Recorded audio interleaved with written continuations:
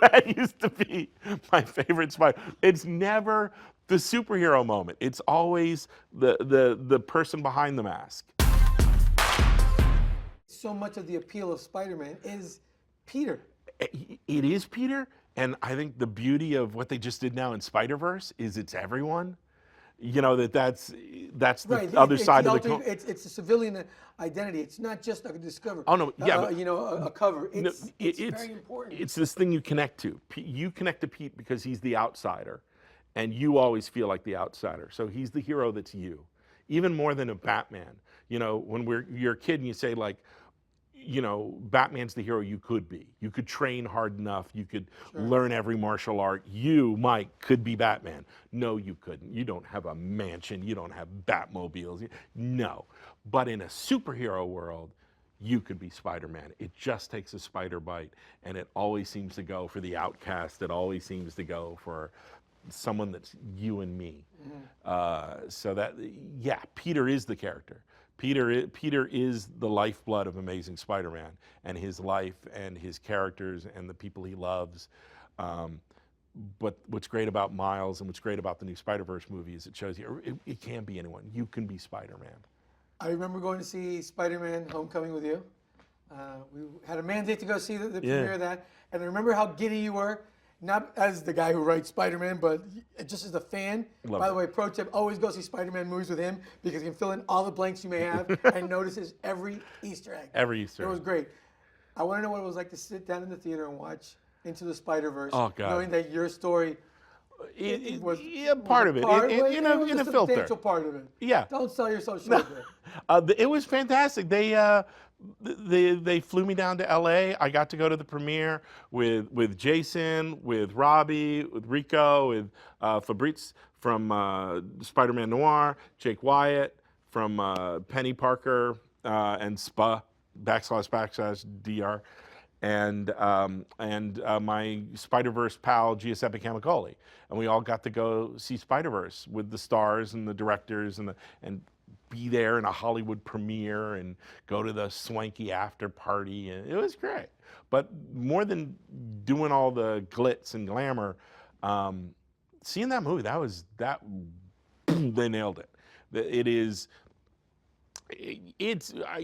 Maybe I'm still in the glow. I've seen it 4 times now. It just officially opened last weekend. I've still seen it I think this might be the best Spider-Man movie of all time. It might be the best superhero movie of all time. It's weird. There's a science fiction fan. It sometimes gets attributed to an author, but they said this great quote: "What's the golden age of science fiction?" And people go, is it the 30s? Is it the 40s? Is it Jules Verne? Is it, the 60s? What's the golden age of science fiction? And the answer is 12. Whatever you saw when you were 12 gets the magic of 12 added to it, and you just love it. That is 100% accurate. Yeah. My 8-year-old daughter thinks like Into the Spider-Verse is like the greatest thing she's ever seen. So I can't, sometimes I can't judge because I was like 12, 13 when Superman the movie came out. So that gets bathed in nostalgia, and I just go, that's the greatest superhero movie ever made. And I love Spider-Man, and when Spider-Man 2 came out, and he had to lift the heavy. The best Spider-Man movie. The best. Up until SpiderVerse. Now I'm torn, but it's weird. I have like all these different beats and moments. Like I think the best Spider-Man sequence ever filmed, just sequence, like from the moment Tom Holland opens the door to get the date, and the girl you're going to take, her father, is the villain, is the most Spider-Man-ish thing ever. He's not in costume. From the moment he picks her up to the moment Michael Keaton lets him out of the car is my favorite Spider-Man sequence ever put to film. For a long time, it used to be Peter at his lowest point asking, like, what do you want from me of the universe? And the door opens and it's a girl giving him chocolate cake. That used to be my favorite Spider. It's never the superhero moment. It's always the person behind the mask. And there's so much in Spider-Verse. I'm not going to spoil if you haven't seen it. There's so many great Peter moments. There's so many great Miles moments. There's great Gwen moments. There's so much good in this movie before they even throw a punch. Spider-Gwen is amazing. Oh my God. That's so good. Jason and Robbie, that's great. everything Jason and Robbie Enrico brought to this character, everything, the look, the feel, everything she's about. That's another character that we're now going to have forever. I'm just like stunned. I'm just happy to be the schmo who went, we should do a story called SpiderVerse, and Spider-Ham should be in there. You know, Did you pitch it as simple as that? I was more detail. I was working on. They brought me in to be the writer for Shattered Dimensions, and they had the premise. And the thing that bothered me on the video game Shattered Dimensions was that the Spideys didn't get to interact with each other.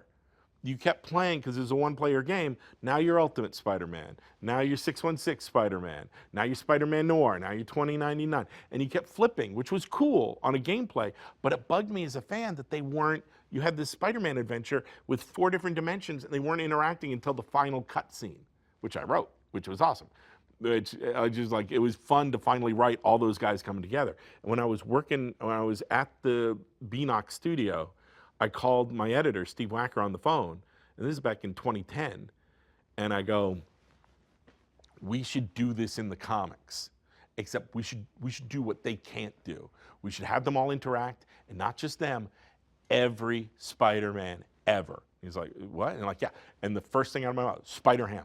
You have them, Spider-Ham, and Spider-Man Noir, and because I fought. That was like my biggest fight. I'd forgotten about Spider-Man 2099. I hadn't read that comic in decades. When we saw the Marvel screener, because I see the premiere, and then I fly back to New York, and then I immediately go to the Spider-Man screener with the Marvel guys.